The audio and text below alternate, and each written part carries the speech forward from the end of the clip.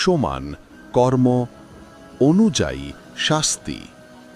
মহাপাপ সমান মহাপাতক। 1 ব্রাহ্মণ হত্যা, 2 গুরুপত্নী গমন, 3 মিথ্যা সাক্ষ্য, 4 পান করা, 5 চুরি। মনুসংহিতা 11:54 থেকে 56। শাস্তি দুনিয়ায় প্রায়শ্চিত্ত, যেমন ব্রত, দান, তপস্যা।